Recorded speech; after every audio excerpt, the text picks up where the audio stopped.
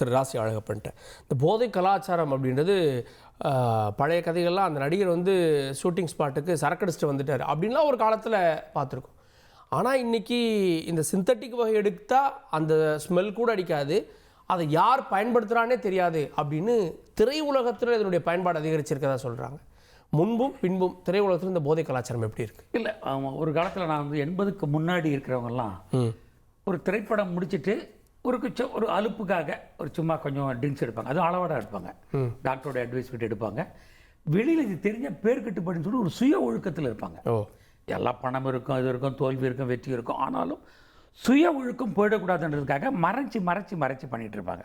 இன்றைக்கி அது கடந்து வந்து என்ன ஆயிடுச்சுன்னா, இப்போ உலகம் முழுக்க குறிப்பாக தமிழ்நாட்டில் நான் 70களில் பார்க்கும்போது பணமரத்துக்கு நின்று தள்ளி அடித்தாங்க, சாதாரணமாக இருக்கிறவங்க. 80களுக்கு பின்னாடி வந்து தெருவில் அடித்தாங்க. இன்றைக்கி தேசமே குடிக்கலாம்னு சொல்லியிருக்கு. இது குடியினுடைய உச்சந்தான் கோக்கைன். நான் இது நியாயப்படுத்தலை, எங்கே வந்து நிற்கிறேன்னு.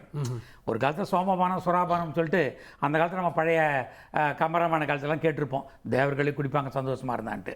அதே மாதிரி நம்ம நிகழ்ச்சிகளில் கல்யாணத்தில் குடிப்பாங்க, நண்பர்களுக்கு வேலை கிடைச்சா குடிப்பாங்க. இப்படி மகிழ்ச்சியினுடைய உச்சத்திற்காக கொஞ்சோண்டு ஏற்றிக்குவாங்க. அது என்ன ஆயிடுச்சுன்னா, இருக்கிறவன் இல்லாதவன் எல்லாரும் குடிக்கலாம் தப்பில்லைன்ற மாதிரி இந்தியா முழுக்க எல்லா மாநிலங்களும் பரவிடுச்சு. அதிகமாக பணம் வச்சுக்கிறவங்க அதிகமான போதைகளை நோக்கி போகிறாங்க. இது கிடைக்கிறது போது அது பயன்படுத்திக்கிறாங்க. இன்னைக்கு குடிக்கிறதுன்றதெல்லாம் அது ஒரு பிரச்சனையா, ஒரு சமூக ஒரு கேரக்டர் இல்லை. எங்கே பிரச்சனை வருதுன்னா, ஒரு தனி மனிதன் குடும்பத்தில் சரியாக வந்து ஒழுங்காக வந்து வாழ்கிற போது உயர்வும் தாழ்வும் வரும். அதெல்லாம் கலங்காமல் போனால் எந்த தீய ஒழுக்கம் தேவையில்லை. ஆனால் அப்படி இல்லாத ஒரு தேசத்தில் பாருங்க, குடிக்கிறது தப்பு இல்லை. ஆனால் போதைப்பொருள் சட்டம் 85-87 நம்ம தமிழ்நாடு போட்டதன்படி அது வெளிநாட்டிலேருந்து வர்ற போதைப் பொருட்கள் குற்றம் சொன்னதுனால தான் இது குற்றமாக போயிட்டுருக்கோம். ஒரு காலத்தில் கள்ளச்சாராயம் குடித்தா குற்றம், சாராயம் குடித்தாலே குற்றம், தெருவுக்கு வளர முடியாது. அது மெதுவாக போய் போய் போய் வியாபாரமாகி மக்கள் வந்து குடிப்பது வந்து தன்னுடைய மகிழ்ச்சிக்காக எடுத்துட்டாங்க. இது எல்லா மட்டத்திலும் இருக்கு. அப்போது மதுபானம் வந்து ஒரு பொதுமைப்படுத்தப்பட்ட ஒன்றா இருக்குது. பெரிய பணம் இருப்பவர்கள் அடுத்த லெவல் போகிறாங்க. இப்போ நான் 300 ரூபாய் சட்டை எடுக்கிறேன், இருக்கிறவங்க 2000 ரூபாய் பிராண்டுக்கு போகிறாங்க, 3500 ரூபா போகிறாங்க. இன்னும் இருக்கிறவங்க 20,000 போகிறாங்க. சில பேர் வாட்சி 4 லட்சம் கட்டுறாங்க. நீங்கள் இருப்பவன் இப்போ சாதாரணமாக குடிக்கிறவன் பார்த்து பணக்காரன் குடிப்பானா? அப்போ எல்லா மக்களுமே வந்து ஃபாரின் பீர்லாம் குடித்து ஃபாரின் ட்ரிங்க்ஸ் இயல்பாக ஆன பிற்பாடு இவர்கள் அதிகமான போதை, அதிகமான பணம், அதிகமான புகழ், இவனை விட நம்ம வேறு லெவல் என்று போதையிலையும் அவங்க உயர தேடுறாங்க. இல்லை, அது ஒரு மாறுபட்ட கருத்து. பணம் இருக்கிறதுக்காக அப்படி பண்ணாரான்றதை தாண்டி மன ரீதியாக பல பாதிப்புகள் இருக்கின்றதா உள்ளே போயிடுறாங்க. யாருக்கு இல்லை? ஒரு ஏழை விவசாயி இருக்கான், கடன் வாங்கி வாழை மரம் வைக்கிறான், புயல் வருது அடிச்சிட்டு போகுது, கேட்குறாங்க, நஷ்டம் கொடுக்க முடியல, ஏக்கருக்கு 7,000 தான் கொடுக்குறாங்க. அவன் மறுபடியும் கடன் வாங்கி மறுபடியும் அந்த விவசாயத்துக்குள்ளே வரான். அவரோட என்ன கஷ்டம் வரப்போகுது? அவளுக்கு உயர்வான கஷ்டம். வாழ்க்கையில் கஷ்ட நஷ்டம் என்பது வியாபாரத்திலையோ வாழ்க்கையிலும் கண்டிப்பாக வரும். அதை தாங்கி கொண்டு செல்வதுதான் ஒரு மனிதனுடைய சுய ஒழுக்கம், சுய கட்டுப்பாடு. அதுதான் வந்து குடும்பம் கற்றுக் கொடுக்கறது, அதுதான் நண்பர்கள்லாம் காப்பாற்றுறது. நீங்கள் நிறைய கிடைக்குதுன்றதுக்காக உங்களை நீங்களே வந்து ஒரு இடத்துல போய் எழுந்தீங்கன்னா அது யாரும் பொறுப்பு இல்லை. இப்போ ஸ்ரீகாந்த் வந்து நல்ல ஒரு பிராமணர், நல்ல சுய ஒழுக்கம் உள்ளவர். இவர் சொன்ன மாதிரி நல்ல சிகப்பாக இருக்கிறவர், கமலஹாசன் மாதிரி ஒரு நினச்சிருக்கிறோம். பணம் வந்துச்சு இல்லை, அனுபவிச்சிங்கள. ஏன் அங்கே போகுதுன்னா, டிப்ரெஷன் வந்தால் குடும்பத்தில் இருக்கிறவங்க பார்த்துக்குவாங்க, மனைவி பார்த்துக்குவா, சகோதரன் பார்த்துக்குவான், அம்மா அப்பா பார்த்துக்குவாங்க, நண்பர்கள் பார்த்துக்குவாங்க. இப்போ அப்படி இல்லை. புகழ் வந்தால் தனிமைப்பட்டு அனுபவிக்கிறாங்க. அதில் ஒரு சின்ன இது, ஒரு நார்மல் ஃபேமிலிக்கும் செலிபிரிட்டி ஆனதுக்கப்புறம் இருக்கக்கூடிய உலகத்தை 2ஆக பிரிக்கிறாங்க. நார்மல் ஃபேமிலியை முடிச்சுட்டு வேலையை முடிச்சுட்டு வீட்டுக்கு போவான். அங்கே ஒரு குடும்ப சூழல் இருந்ததுன்னா அதுக்குள்ளே போக மாட்டான்.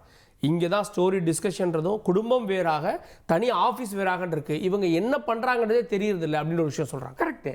இப்போ 80களுக்கு முன்னாடி எம்ஜிஆர் காலத்தில் எடுத்துங்க, எம்ஜிஆர், சிவாஜி, ஜெய்சங்கர், சிவகுமார், சத்யராஜ் இவங்களாம் எடுத்துங்க. அது ஒரு தொழில்.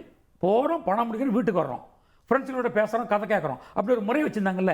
இப்போ என்ன ஆயிடுச்சுன்னா, அதிகமாக வந்து பணம் வந்ததும் எல்லாரும் பெரிய பெரிய நாம தான் இனிமேல் நம்பர் 1 நம்பர் 2 அப்படின்னு சொல்லி நண்பர்களை வட்டத்தை உருவாக்கிக்கிட்டு அது எப்படி வாழ்க்கை நடத்தணும்னு தெரியாமல் தனிமையில் அந்த பணத்தை வச்சு கொண்டாடுகிற போது கொக்கைன் வருது, கஞ்சா வருது, எல்லா போதைப் பொருட்களும் வருது. இது யாருக்கும் தெரியாது. நம்மளை கேட்குறவன் யார்? நமக்கு முன்னாடி லட்சக்கணக்கான மக்கள் இருக்கின்ற போதை இருக்குது. அது நிரந்தரம் அல்ல என்று குடும்பமும் கற்றுக் கொடுக்கல, திரைப்பட சங்கங்களும் கற்றுக் கொடுக்கல, தயாரிப்பாளர்களும் இப்படி வர்ற கதாநாயகர்களை கண்டிச்சும் வைக்கல. யாரும் வைக்காத போது பணமும் புகழும் இருக்கிறவங்க நல்லா இருக்கும்போது அந்த தப்பு பண்ணுறாங்க, கெட்டதாக இருக்கும்போது தப்பு பண்ணுறாங்க. இது ஒரு சமூகம் எல்லா இடத்துக்கும் அவங்களுக்கு தேவைப்படுது. அப்போ சமூகம் என்ன செய்யணும்னா அதை ஒன்று கண்காணித்து தவறுன்னு ஒதுக்கி வைக்கணும். இல்லை சங்கங்கள் உட்காந்து தன்னுடைய கீழே இருக்கிற மெம்பர்களுக்கு அறிவுரைப்படுத்தணும். சங்கங்கள் என்ன சார் பண்ண முடியும்? சங்கங்கள் சம்பளத்தை தீர்மானிக்கலாம், நெறிமுறையில். நீங்கள் ஒரு ஆஃபீஸ்லேயே நீங்கள் எப்படி நடந்துக்கணும்னு சொல்லிட்டு எல்லாம் நடக்கல, HR வச்சு பண்ணுறாங்கல்ல. பெண்களுக்கு ஏதாவது நடந்தாக்கா அது வந்து தேடி கண்டுபிடிக்கிறாங்கல்ல, தனி குழு இருக்கு. சங்கங்களுடைய வேலை என்ன? அவங்க வாழ்க்கை தரம் குறையும் போது நீங்க தானே நலிந்த சங்கம் காசு கொடுக்குறீங்க. அப்ப உங்களை சுற்றி இருக்கிற உலகம் மாறிக்கொண்டிருக்கிறது, காவல்துறைகளை பார்த்து கொண்டிருக்குன்னு சொன்னா நீங்க இம்மீடியட்டா ஒரு கூட்டம் போட்டு நாம் எப்படிலாம் இருக்கணும், நம்ம எப்படிலாம் விமர்சிக்கிறார்கள், நம்ம என்ன மாதிரி வாழணும் என்று செய்ய வேண்டிய சங்கத்தினுடைய வேலை தானே. கேப்டன் திரு ராஜாராம் அவர்கள்ட்ட இதில் ஸ்ரீகாந்த் வந்து பயன்படுத்தினாரு, ஓன் யூஸ்க்காக பயன்படுத்தின கன்சியூமர் அப்படின்றாங்க. ஆனால் அவர் வந்து விற்கலை அப்படின்றத அவர் சொல்கிறாரு. ஆனால் ஒரு வருடத்தில் 40 முறையா அப்படின்ற கேள்விகளாக வருது. ஏன்னா லட்சக்கணக்கில் வாங்கியிருக்காரு அப்படின்றப்போ இது காவல்துறையினர் எந்த ஆங்கிளில் அணுகுவாங்க? இந்த 2 வழக்குகளில் என்னென்ன பிரிவுகள் வரும்? ஒருவர் தன்னுடைய பயன்பாட்டுக்கு பயன்படுத்தினா என்ன தண்டனை, வாங்கி விற்றா என்ன தண்டனை? இந்த போதைப் பொருள் சட்டம் NDBS ஆக்ட், இதில் பொருளை உற்பத்தி பண்ணுறதும், போதை பொருளை வந்து உற்பத்தி பண்ணுறதும், அதை டிரான்ஸ்போர்ட் பண்ணுறதும், அதை வந்து வைத்திருப்பதும், அதை விற்பதும், அதை உட்கொள்வதும் சட்டப்படி தவறு. இந்த சட்டத்தில் எவ்வளவு பொருளை வச்சுருந்தாலும் உட்கொண்டிருந்தாலும் அவங்களுக்கு மினிமம் 10 வருஷம் தண்டனை உண்டு, 5 லட்சம் ரூபா அபராதம் உண்டு. இந்த சட்டம் வந்த புதுசில் அதே மாதிரி தான் இம்ப்ளிமெண்ட் பண்ணாங்க. ஆனால் இப்போ சமீப காலங்களில் என்ன பண்ணுறாங்க அப்படின்னா, எவ்வளோ குவான்டிட்டி இருந்தது, இப்போ ஒருத்தர் பொசஷன் வச்சுருக்காரு, இல்லை வந்து டிரான்ஸ்போர்ட் பண்ணுறாரு, அதில் குவான்டிட்டியை வச்சு அதுக்கு தகுந்த மாதிரி தண்டனை கொடுக்குறாங்க. இன்னொரு இது கூட சொல்கிறாங்க. இப்போ அந்த கஞ்சாவை பொறுத்தவரை ஒருத்தர் மருத்துவ இதுக்காக பயன்பாட்டிற்காக ஒருத்தர் வந்து 10 கிராம் கஞ்சா வச்சுக்கலாம், அது தப்பு கிடையாது, அது குற்றம் கிடையாது அப்படின்னு சொல்லி சட்டத்தை கொண்டு வந்திருக்காங்க. இப்படிலாம் மாறுறதுனால இப்போ ஒரு 10 பேர் சேர்ந்து நண்பர்கள் ஒரு இடத்துல இருக்கிறாங்க அப்படின்னா, அப்போது ஆளுக்கு 10 கிராம்னா 100 கிராம் கஞ்சா அவங்க வச்சுக்கலாம், அதை அவங்க பயன்படுத்திக்கலாம். அப்போ அது சட்டப்படி குற்றம் இல்லை அப்படிங்கிற மாதிரி ஒரு சூழ்நிலை வருது. ஆனால் இப்போ நீங்கள் கேட்ட கேள்விக்கு நான் சொல்கிற ஒரு பதில் என்னன்னா, கன்சியூம் பண்ணாலும் பொசஷன் வச்சுருந்தாலும் விற்றாலும் இந்த பதில வந்து குற்றமே.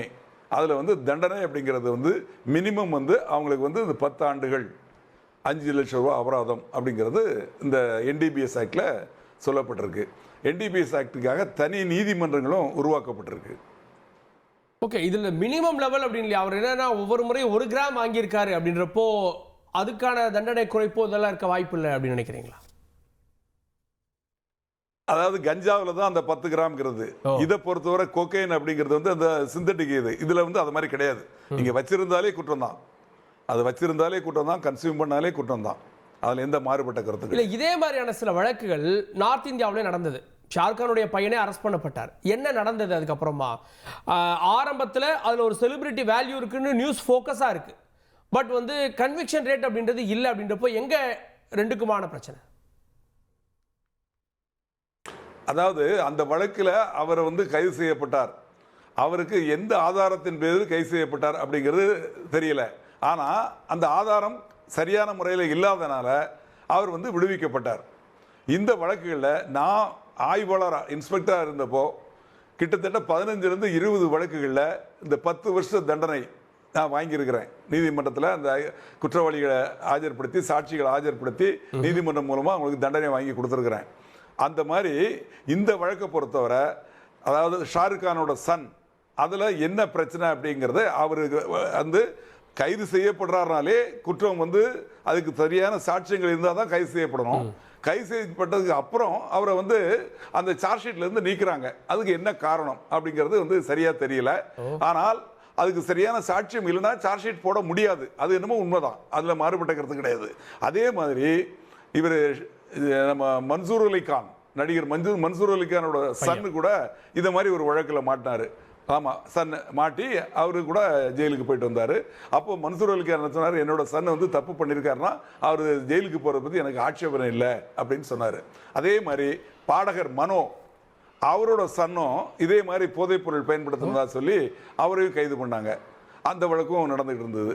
ஆக இந்த வழக்குகளில் சாட்சியங்கள் கரெக்டாக இருக்கணும். அதே மாதிரி நீதிமன்றத்தில் காவல்துறை வந்து சரியான முறையில் இந்த வழக்கை நடத்தணும். அரசு வழக்கறிஞர் நடத்தி கரெக்டாக ப்ரூவ் ஆச்சுன்னா இந்த இதில் வந்து நிச்சயமாக கன்விக்ஷன் உண்டு.